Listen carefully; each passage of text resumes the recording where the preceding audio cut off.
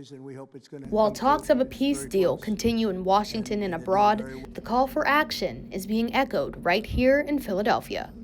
Sophomore Noah Rosenbaum remembers that day because she lived it. We heard two explosions, and that was when I knew that this was real. Noah was in Tel Aviv when the war first broke out.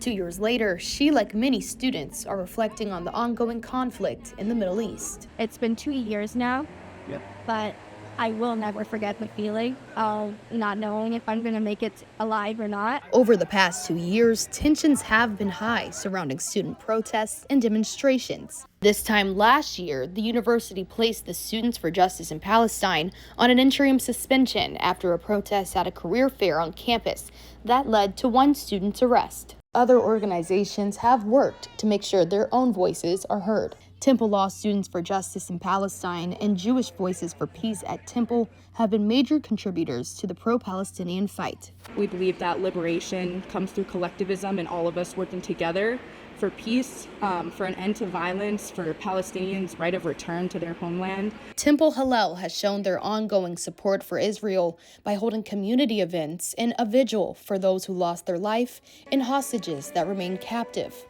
In a statement, the center wrote in part, "Our role at Hillel is to provide a safe, supportive environment where students can process, learn, and grow, while also modeling constructive engagement with those whose views differ from their own." If we believe in something, we have the right to speak on it, just how I have the right to speak on my experience.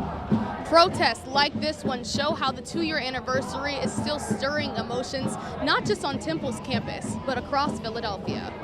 We don't want it to just be a bunch of law students who are supporting this message. We want it to be law students plus the rest of the Philadelphia community, plus the rest of Temple, plus the entire United States.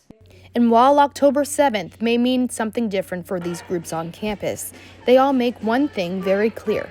The fight is far from over. I would encourage anybody who feels tired, who feels sad, who feels like this news every day is so heavy, to remember that if Palestinians wake up and fight every day in Gaza, we have to do the same here. I will never stop fighting, and I will never stop speaking up for my people, because at the end of the day, that's something that I survived.